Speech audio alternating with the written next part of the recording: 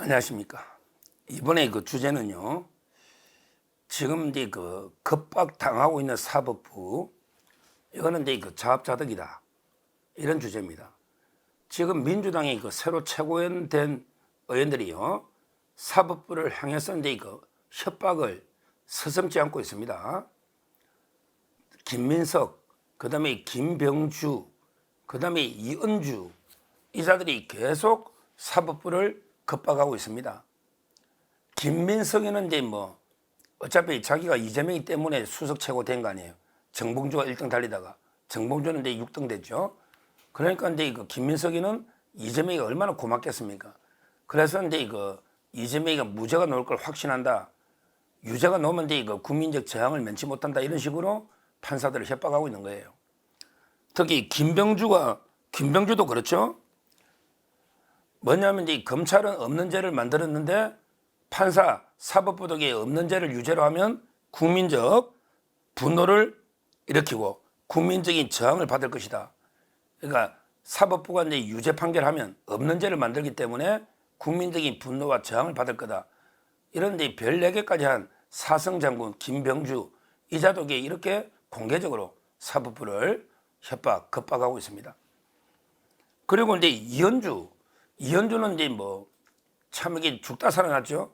전현희가 이제 그 살인자 발언해가 윤석열 김건희 여사가 권익위 국장을 죽였다 살인자다 이래가 전현희가 갑자기 2등으로 뜨니까 그러면 이게 정봉주가 5등에 들면 이현주가 떨어지거든요.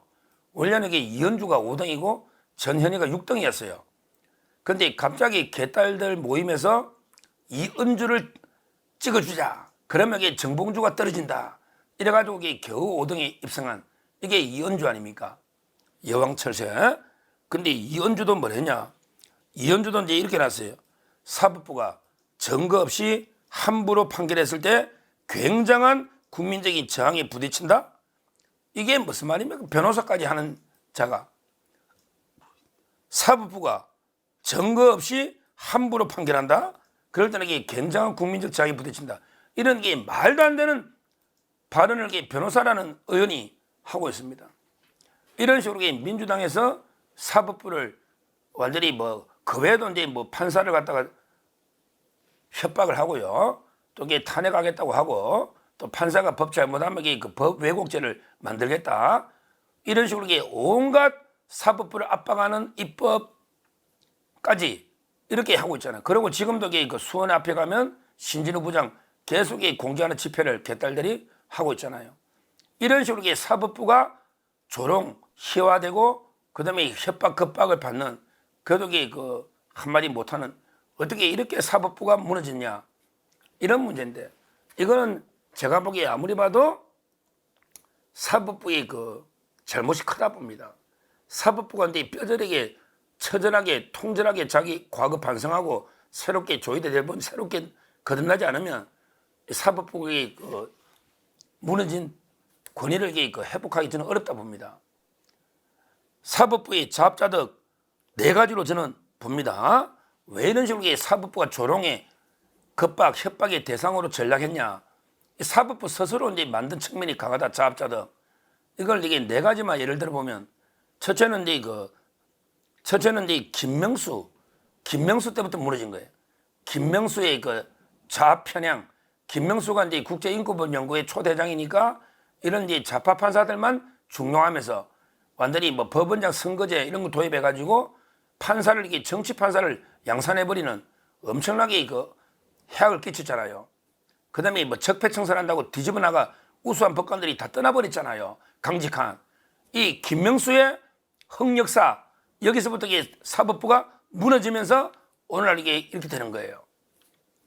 그리고 이제 두 번째가 바로 이제 권순일의 재판 거래가 치명타가 된 거죠.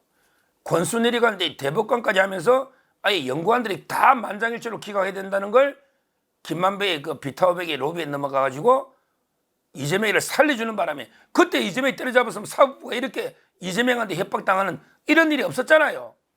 그때 권순일이 지금 오죽하면 대한변협에서 제명 의견으로 징계가 해부대가 지금 징계위원회가 이제 진행됩니다. 제명 의견으로 아예 해서 제명 엄청나게 중징계죠. 이 권순일 때 그때 이재명이를 법대로 처리했으면 오늘날 이런 법치 파괴나 이런 일이 안 생기잖아요. 이게 두 번째 이유입니다. 그리고 이제 그 중요한 게 바로 세 번째가 유창훈의 정치 판결입니다. 이 유창훈 판사가 영장을 기각시킨 이게 두고 오늘날 사법부가 민주당한테 협박 조롱당하는 이게 결정적인 계기가 된 거예요. 유창훈의 정치 판결이 제가 이제 그 자막을 하나 글을 읽어볼게요. 유창훈이가 이재명이 딱 불러가 영장 실질 조사를 했잖아요. 그때 그 쌍방울 대북 송금, 그다음에 그 위정교사, 그다음에 백현동 요걸로 이게 했잖아요. 두 번. 국회까지 통과되어 온 거잖아요. 국회까지. 요걸로 이게 유창훈이가 했는데 그때 이재명이가 유창훈이한테 액을 복근한 거 요게 기사가 나 있습니다. 다 그때 여러 명이 들었으니까 기사가 맞겠죠. 이렇게 비굴하게 싹싹 빌던 이재명이가 지금 판사들 협박하고 온갖 게 뭐 처벌하겠다고 또 어떨 땐 당근을 주고 너그 야 로스쿨 졸업하면 이게 뭐 원래는 10년 돼야지 판사 되는데 5년으로 줄여줄게 이런 식으로 온갖 사법부를 당근과 채찍으로 지금 이게 조롱하고 협박하는 근데 그때는 안 그랬거든요. 판사인데 이재명이가 싹싹 빌었어요. 제가 한번 이게 그 이재명이가 유창훈 앞에서 영장 실질심사 때 했던 말의 요약을 한번 이제 그 자막으로 읽어보겠습니다. 이렇게 빌었대 이재명이가 수사받고 있는 사건에 대해 형이 모두 선고되면 한 50년은 받을 것입니다. 그렇죠. 이재명이도 알아. 지가 이제 수사받고 있는 거 다 형 받으면 50년 받는다는 거. 50년은 받을 것입니다. 판사님의 결정이 저의 운명을 정합니다.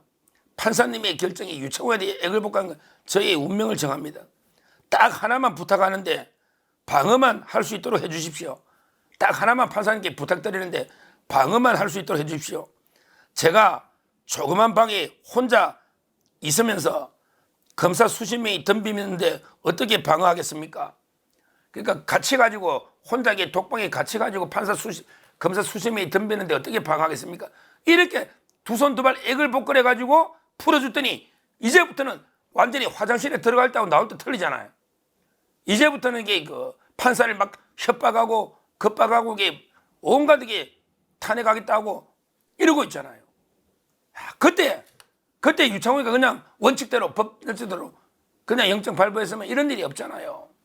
이게 세 번째입니다. 정말 이게 읽을수록 부끄러운 겁니다. 그 다음에 마지막으로 자업자득이게 바로 이제 그 강규태나 그 다음에 김동연 이런 이제 판사들의 재판 지연입니다. 이거 심각합니다. 특히 강규태는 선거법을 2년간 끌다가 나가버리고 사표내고 그 다음에 그 김동연은 지금 대장동을 아직 시작도 못하고 이걸 이렇게 분리해달라는데 대장동하고 분리해달라는 재판을 여러 개.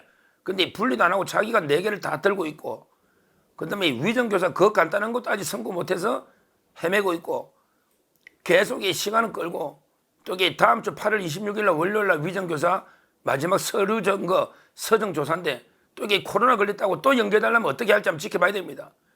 그 한성진 부장판사는 금요일 날 8월 23일 날 말도 안 되는 코로나로 2주를 또 연계해준 선거법에 이런 짓을 했는데 과연 이게 김동연은 또 어떻게 할지 8월 26일 월요일 날 참 이게 심각합니다.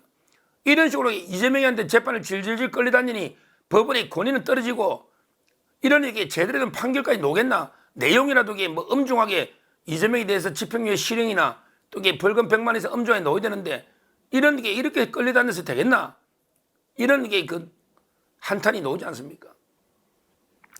그러니까 지금 여기 그 사법부가 민주당이나 이재명한테 이렇게 조롱 협박당하고 있는 이 참 이게 그 현실은 가장 큰 이유는 이제 그 사법부 스스로에게 무너졌다. 스스로에게 자업자득이다. 그게 바로 이제 정리해 보면 김명수, 흥역사, 그다음에 권순일의 재판 거래, 그다음에 유창훈의 정치 판결, 그다음에 그 강규태나 김동연의 재판 지연 눈치 보는 이런 거 이러니까 이게 판사 겁을 내겠습니까? 민주당이 최고위원들이 판사 겁을 내겠습니까?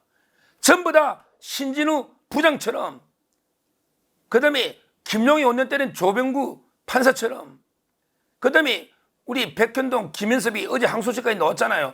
1심에 김옥권 판사 단호하게 신속하게 5년 때리는데 항소심까지 5년 넣었잖아요. 백현동의 김현섭이. 이런 판사들이 다 있으면 민주당이 찍소리 못하잖아요. 이런 판사한테는 겁이 나서 찍소리 못하잖아요. 그러니까 어느 조직이든지 내부적으로 먼저 무너지거든요. 그 조직의 구성원들이 조직을 지키기 위해서 노력 안 하면 그러면 이게 결국 국민들도 안 도와줍니다. 내부에서부터 이게 무너지는 거예요. 지금 사법부가 철저하게 붕괴된 이런 내부, 이러다 보니까 이제 민주당도 사법부를 이렇게 겁박을 하는 겁니다. 이번에 그 조희대 대법원장 새로 이제 그 대법관도 새로 다 이제 진용을 갖췄으니까 이런 이제 김명수 흑역사 6년을 이제 그 황굴 탈 때 완전히 처절하게 개혁을 해야 됩니다. 그리고 이제 그 단호하게 대응해야 됩니다. 앞으로 재판에 대해서 완부하거나 판사 개인에 대해서 이제 그 협박이나 인신공격, 명예훼손한다. 이럴 때는 이게 단호하게 무관용의 원칙으로 단호하게 대응해야 됩니다. 그 개딸들 몇 놈만 제대로 이렇게 본보기로 구속시켜버리면 앞으로 이게 그런 못합니다. 옛날에 유창훈 때처럼 막 칼로 협박, 가족 찔러 죽인다. 또 신진우 판사 가족을 벗긴다. 이런 협박을 이렇게 몇 놈만 딱 처벌하면 앞으로 이게 그 힘들 겁니다. 저는 제대로 이번에 그 사법부가 기존의 그 6년을 철저하게 반성하면서 새로운 이게 그 사법부로 황골 탈퇴할 때 국민들이 지켜줄 겁니다. 지켜줄 겁니다. 앞으로 이제 그 조희대 대법원장 재판부를 기대하면서 기존의 그 우리 잘못된 역사를 청산해야 되고 민주당이나 또는 이 개딸들이나 누가 이게 그 사법에 방해하는 일체 행위에 대해서 단호하고 강력하게 대응해야 된다. 그래서 법이 뭔지, 법이 얼마나 존엄한지, 법치가 뭔지 이걸 이렇게 보여줘야 된다. 이렇게 말씀을 드립니다. 감사합니다.